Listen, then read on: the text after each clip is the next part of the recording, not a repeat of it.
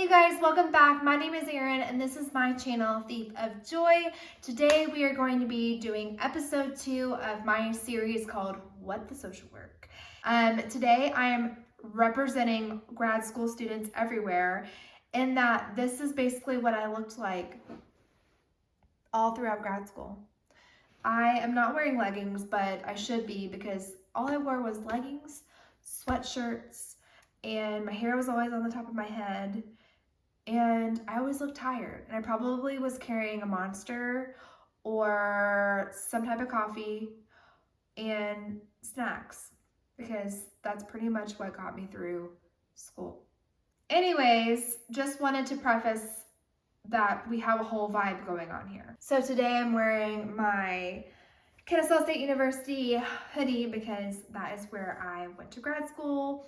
Episode 1, we talked about my why I became a social worker. So where I ended off on part 1 was that I applied to grad school and I got accepted. I only applied to Kennesaw State University. Honestly, I wouldn't recommend putting all of your eggs in one basket and only applying to one school because this field can be surprisingly competitive.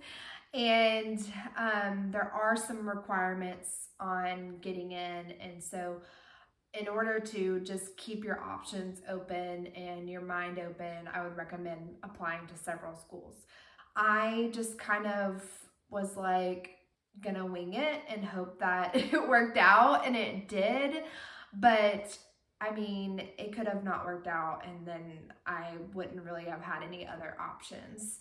I would have had to waited to apply to another school, the following semester. So I'm happy that it did work out, but if I could go back, I probably would have applied to other schools.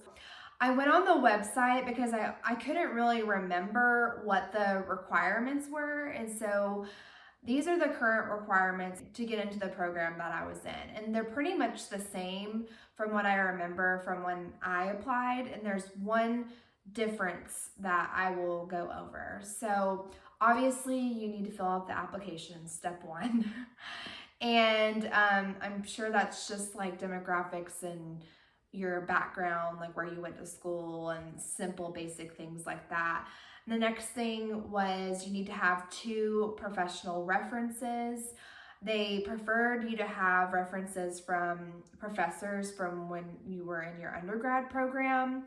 I didn't have any. I didn't really get acquainted with any professors in that way that I felt could put in a good recommendation for me. So I ended up getting 2 professional references, which was the other option from my 2 supervisors that I worked for at the Children's Hospital. The next thing was I had to write a 1,500 word essay about why I wanted to be a social worker, why I wanted this specific program, what are your aspirations in the future, and etc., etc. And I remember writing this essay and just thinking to myself, it just kind of like poured out of me.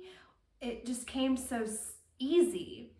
And in my opinion, I feel like when that happens, it's almost like the universe telling you that this is something that's meant to be. It's something that you're comfortable with. It's something that you're really good at or you really enjoy. And I do like writing, so that's one of my strong suits is I am a good writer. I'm not good at math, but I am a good writer. So I wrote about what I talked about basically in episode 1 about my encounter with a young girl who kind of changed my perspective and helped me go into this direction. I wrote about wanting to be a therapist and specifically the clientele of teenagers that are struggling with chronic illness, which can also lead to depression and anxiety and all sorts of mental health issues. So that was my entry into what I wanted to do as a social worker. So I wrote that, and then you had to have a 3.0 GPA from your undergrad work, your last 60 hours of undergrad work, which I think my undergrad program, I believe it was 120 hours, including my, what do you call those courses?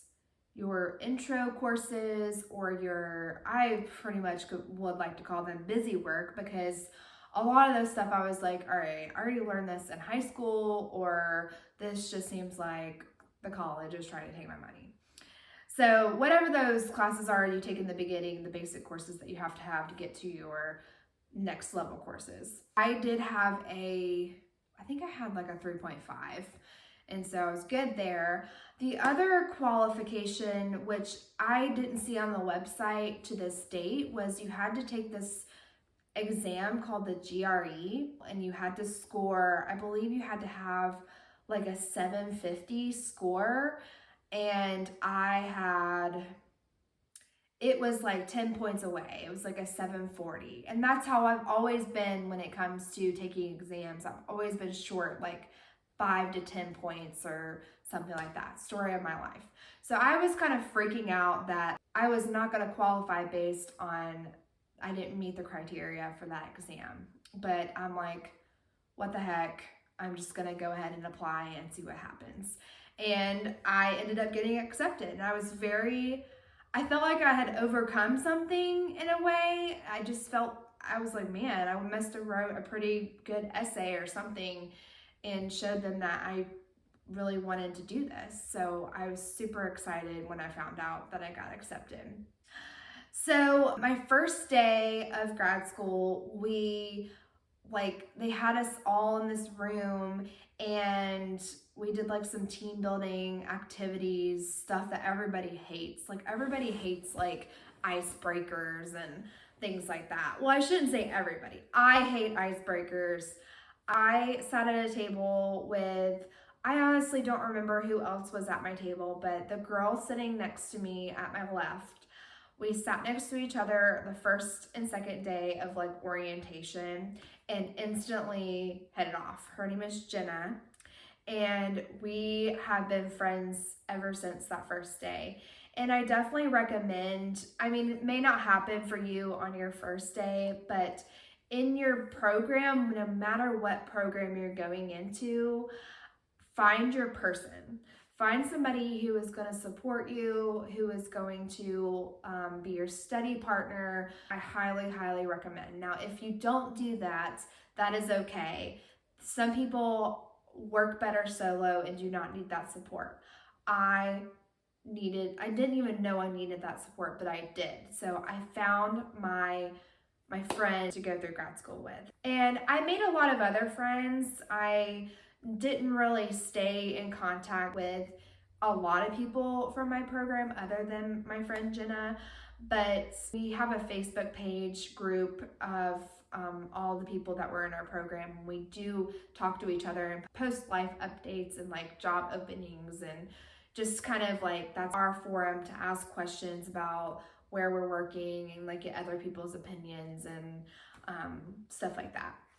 So going through the program, this was 3 years ago. I don't remember specifics. I do remember there were a lot of different personalities. And I think you're gonna find that in any type of setting. The work setting, in school, just anywhere. And I would say the age range was probably people who had just graduated from their undergrad degree, so we're maybe like 21-ish. I believe maybe the highest age in our class was maybe 50s. I could be wrong, but 40s or 50s. And that in itself was inspiring to see people who had lived basically a whole life already. Not to say that they're so old or anything like that, but they've lived through all these experiences. I love the different perspectives from the different age ranges. And then there were people who had more, who had different political point of views and would express those in class about things. And then there were people who lived through some pretty traumatic experiences, which led them to going into social work and helping others who were experiencing the same. So it was a lot of different dynamics, and that was really fun and just interesting to see. Now, I personally, I maybe keep my opinions to myself. There was times when there were some individuals that would speak maybe louder than others in a sense of their opinion, and I would just kind of be sitting there like with my popcorn, like, oh my gosh, I can't believe this is going down. I mean, there were some pretty intense moments, but I mean, that's what it's all about. There's so many different types of social work and different levels of social work. They teach this in our grad school program that there's micro level social work and then there's macro level social work. And so micro level is more like you're working within a nonprofit. I work in a specific healthcare system, or you're in the school system and you're just kind of at more of a micro level of you're meeting the needs of wherever you're at. Macro level has more to do with like advocacy and like at the state level. Like we went to the state capitol and we learned about different bills that were being passed during that time or were in the House trying to get passed. And so that was really interesting, but that was not I had no interest in advocating on that level. I particularly wanted to meet people on more of a one-on-one. So I kind of knew that I wanted to do micro social work, but I mean, praise the Lord for people who want to do macro, because that's a lot. So now I'll talk about some of the classes that we took in grad school, and I don't remember all of them off the top of my head. We took classes on ethics, and like as a social worker, you have to learn about code of ethics. And this basically talks about what lines you cannot cross as a social worker. For example, when and when not to breach confidentiality. If someone is telling you that they're going to harm themselves, should you breach confidentiality or should you not? What are the steps that you should be taking? Not having relationships with your clients, things like that. And so we took a class all about ethics. We took a class all about the DSM-5, which is the book of diagnoses, different psychiatric and mental health diagnoses. So we talked about bipolar, we talked about schizophrenia, we talked about, I mean, there's a lot of different mental health diagnoses, and there's certain criteria that have to be met in order to be diagnosed with that specific disorder. And we've talked about diversities and cultures, and those are things that you really have to take into consideration whenever you're working with anyone, because your job as a social worker is to meet the client where they are at, and you are trying to see things from their perspective, not your perspective. We talked about human behavior. That's a big thing. Like I said, people come from different backgrounds and situations and behave certain ways because of the things that they've experienced. So then those were kind of like our basic courses that we were required to take, and there are more. I didn't list all of them, but our second semester we got to start taking courses that were more true to our interests. So I took a child maltreatment and advocacy class, which I really liked. And then I took a class that was called Grief and was it Bereavement and Grief? Grief and Dying and Grief and Bereavement and things like that. This was actually my favorite class because the director of our program taught it, and she was very, very knowledgeable on this subject because she had experienced grief at a young age whenever her parents passed away. And she actually started a camp for children called Camp Magic, and that stands for Mainly About Grief in Kids. And I actually had the opportunity to work at that camp as a counselor. And so in this class, she had people come, all types of people come in from, we had a panel of different people from different religious backgrounds. So that was really cool because we got to ask them questions about how they would deal with death in their religion or their culture. And that was just the coolest thing I've ever experienced, because when you really take the time to listen to why the different cultures do the things that they do, it kind of helps you better understand. It just helps you better understand when you listen and you take the time to ask questions and really learn about the things that other people do. And so we had a coroner come. We went to a funeral home and got to ask questions about what happens after death. And, what are the proceedings with the families and, things of that nature. So that was really interesting to get to have all those people come in and talk to us about what their responsibility is during the bereavement process for both the person who has passed away and then the family as well. So that kind of helps us learn more about what the role is for other people who we might encounter out in the workforce. So that was my favorite class. My least favorite class, honestly, was I can't remember what it's actually called, but the class where we had to learn the DSM-5, the different diagnoses.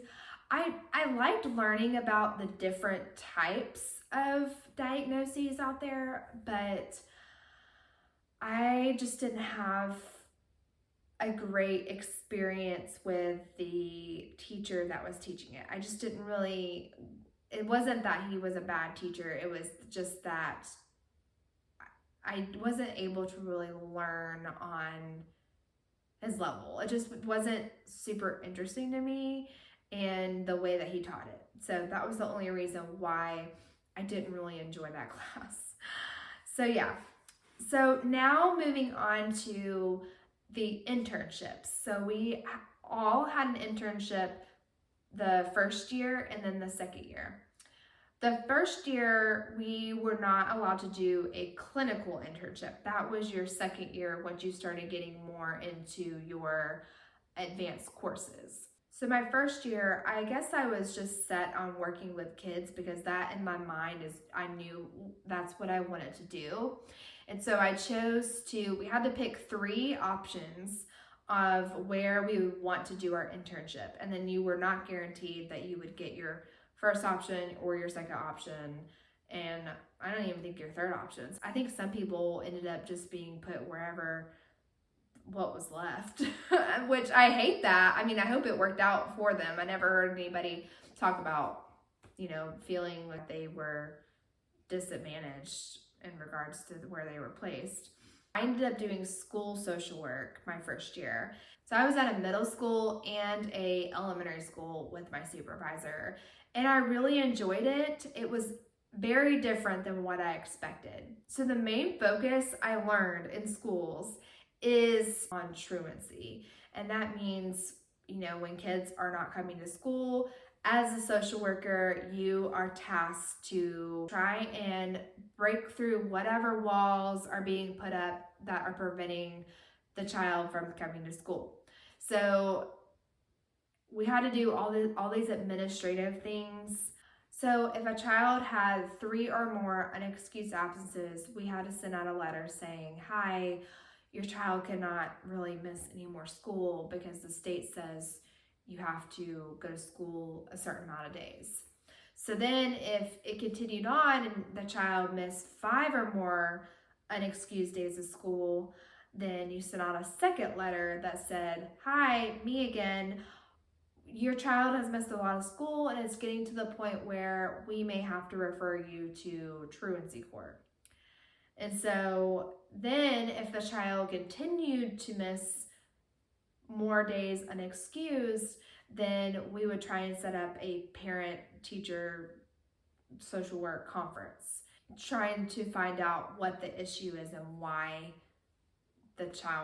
why is school not a priority for your child? So there were some cases where parents did not show up, the child continued to miss school, and then we had to refer them to truancy court. And that's where you met before a judge, and there were repercussions to the parent not allowing or sending their child to school. So that was I feel like our main focus. But there were other things that we did. For example, I, as the intern, got the opportunity to go in kindergarten classes and teach lessons on emotions. My supervisor had these cards, this little program. I can't remember what the name of the program was, but each week there was a different story about a certain emotion. So anger, or sharing, or just things that were on the elementary level. And we had these puppets, and so I wish I had gotten some footage of me with these puppets, because I'm sure it would be gold at this point. But I truly enjoyed it. I mean, the little kids loved it, and I honestly learned a lot from these little lessons than I thought I would.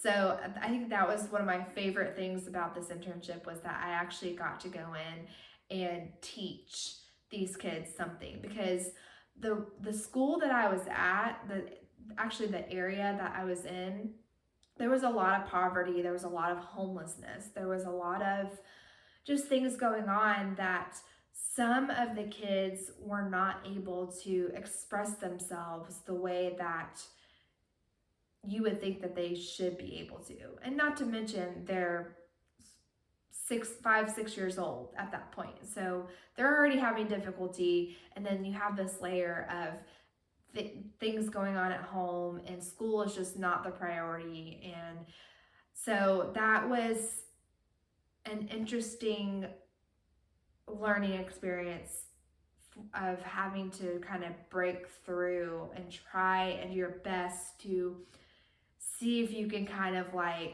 get inside their head a little bit.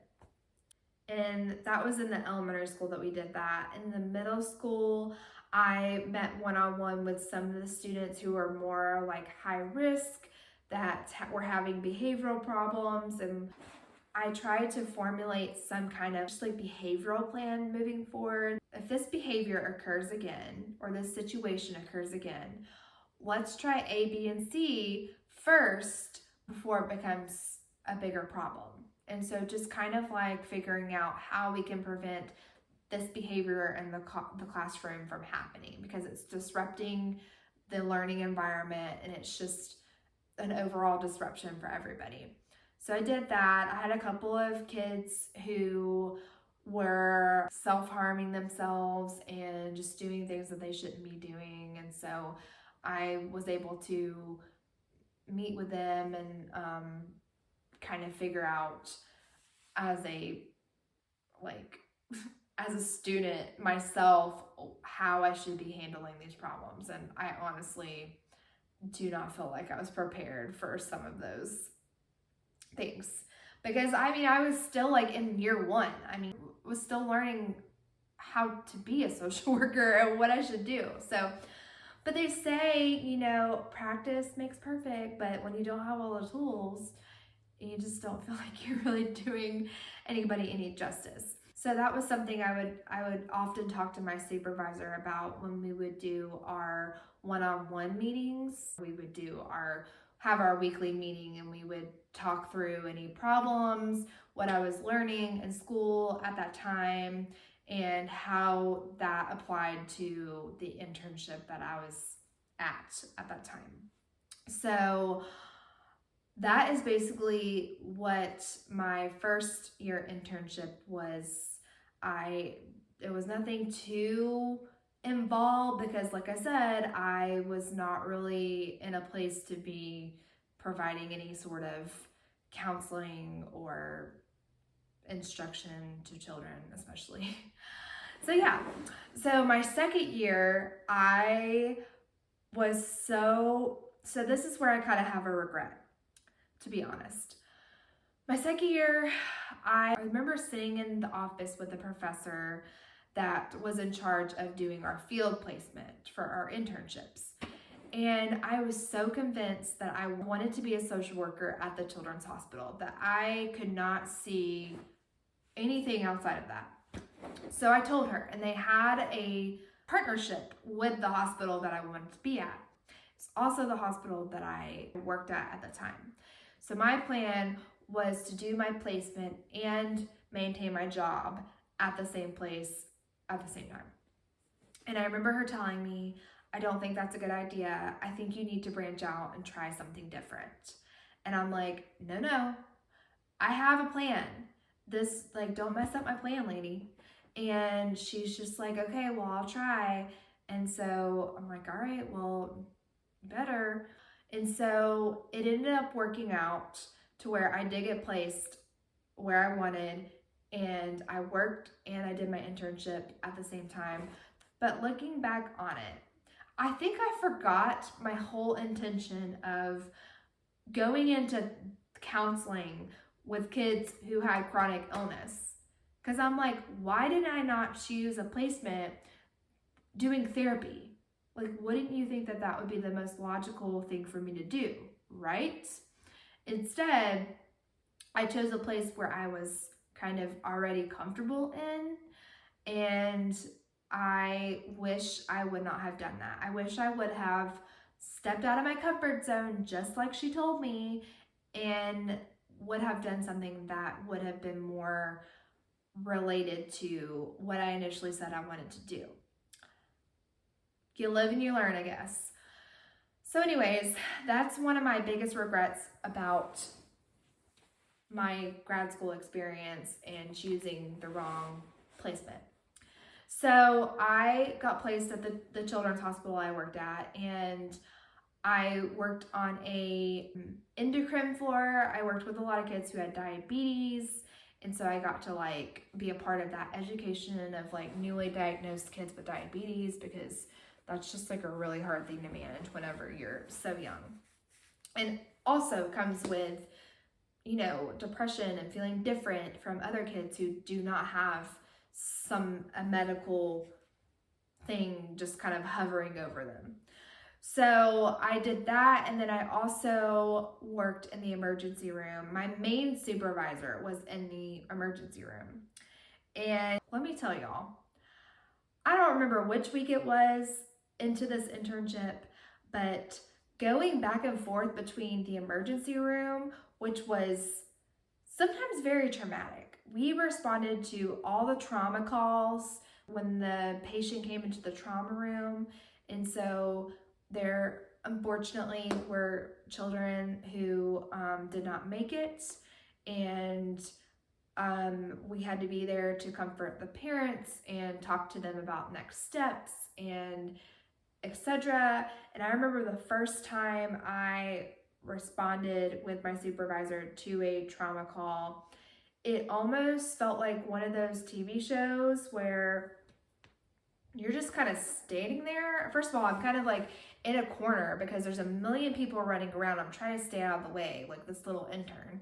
And I'm just standing there, and I'm just kind of staring, and there's just people moving all around me, and I cannot move. I just don't know what to do. And I will never forget that. I mean, it was just, I don't know, yeah. So I would go from a situation like that to, all right, the next half of the day I would go up and I would do regular assessments, and then I would talk to them about diabetes training and all this stuff. And it was just, for me as a newbie to this field, I think it overwhelmed me a lot. And I didn't really feel like I could talk to my supervisor, unfortunately. Just our dynamic was just not very, she was very good at what she did, and I appreciate her. She taught me a lot for sure, but we just didn't vibe, I guess I would say. So I went directly to the educator who was over all the interns. And I remember sitting in this room, and it's just me and her, and I'm was trying to express my concern of, okay, I'm going from this traumatic event to this like just like other tasks that I need to do, and it was a lot for me, and I felt like I was not really able to follow things through by being split in two different places. And I just broke down. Like, I started crying. At the time, my parents were actually going through a divorce, and there was a lot going on with that. And I think it was just a lot for me emotionally, and I just got really overwhelmed, and I just started hysterically crying. I'm sure like when we departed, she was just like, what is wrong with this girl? And but it did work out for me in the end that she ended up putting me like in the emergency room one day, and then on like the inpatient floor for like 2 days. And so I was there 3 days a week. And so that was good. It was good for me to be able to see my whole day through doing. I had my mindset of, okay, we're in the emergency room today. We're probably going to have to like respond to trauma. And then the next days we're like, all right, you're doing a general assessment, like asking the parents and the children questions and talking to kids about diabetes. So you kind of are able to prepare yourself for what your day is going to look like and what you are anticipated to be doing. So I'm glad I advocated for myself in that way, but I'm so embarrassed about how I did it. But whatever. So from then on, it was a lot better. But to break down like my responsibilities as a medical social work intern, basically so like I said, in the emergency room, we responded to all the traumas. We responded to any consults that had to do with like child abuse, concerns of neglect, things like that. We did call DFACS, which in Georgia, that's Department of Family and Children Services, about anything that we found suspicious.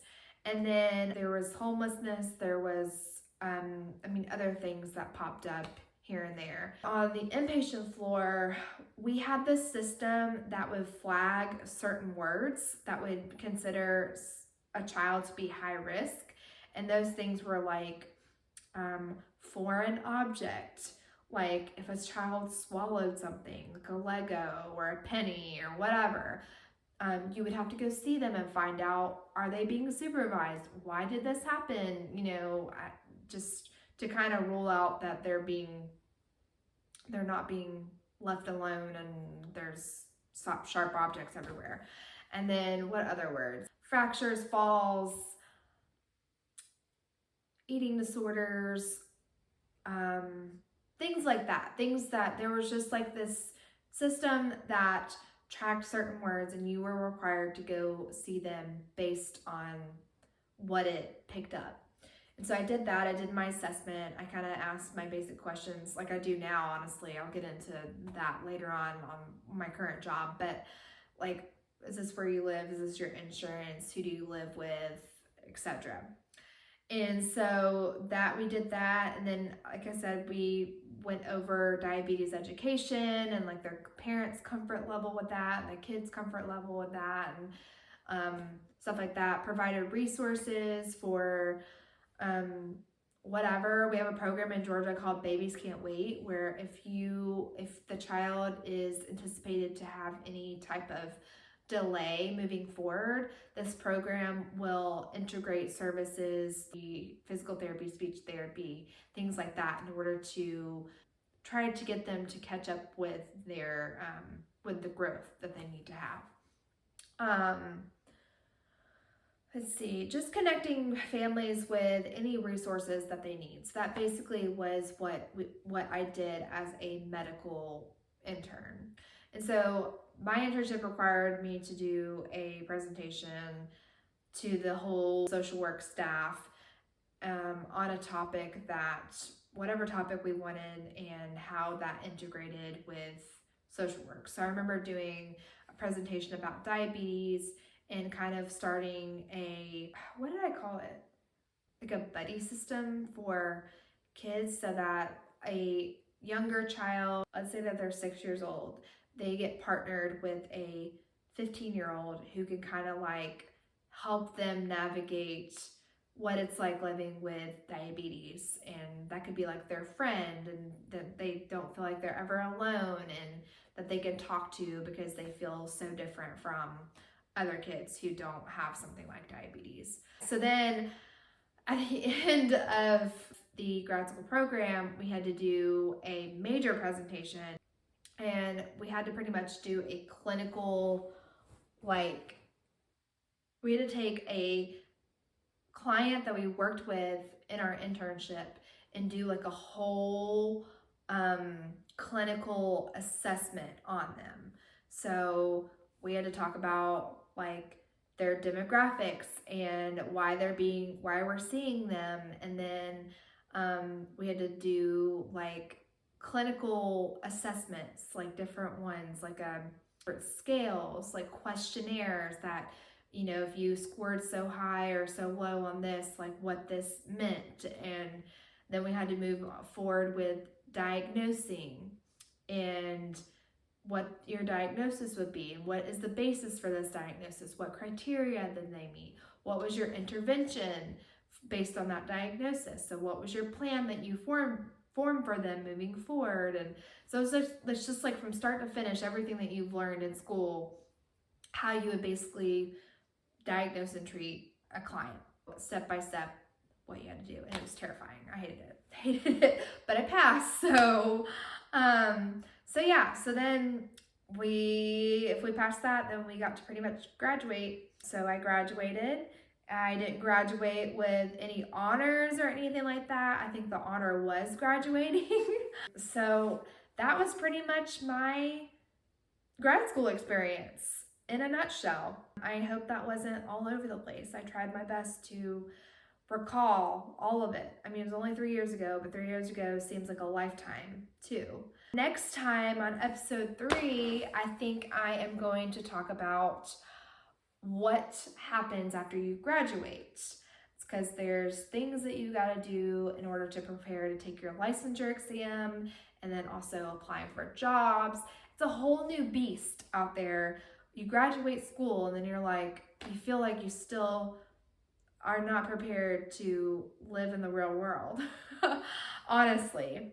So yeah, I just want to say that I am so thankful for everybody who supported me through my grad school experience, because it was a lot of work. I mean, I worked my job.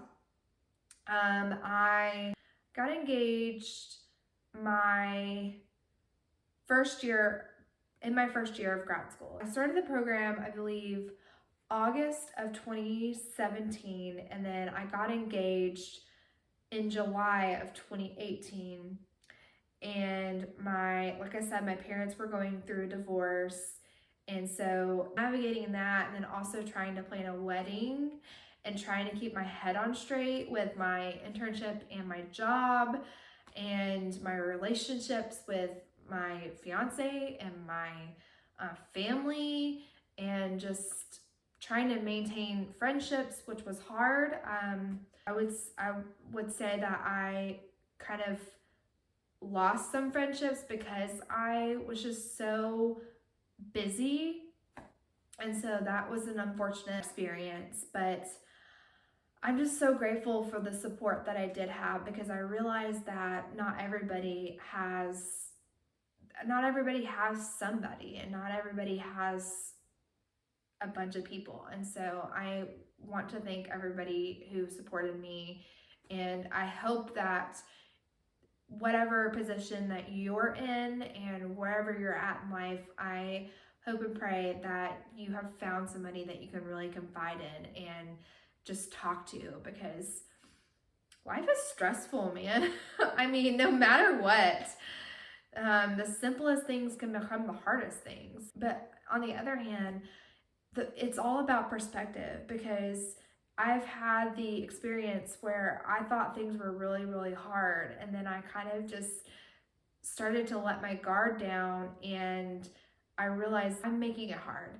I don't know if you guys have heard that Taylor Swift song, The Anti-Hero, where, you know, she says, "It's me. Hi, I'm the problem. It's me."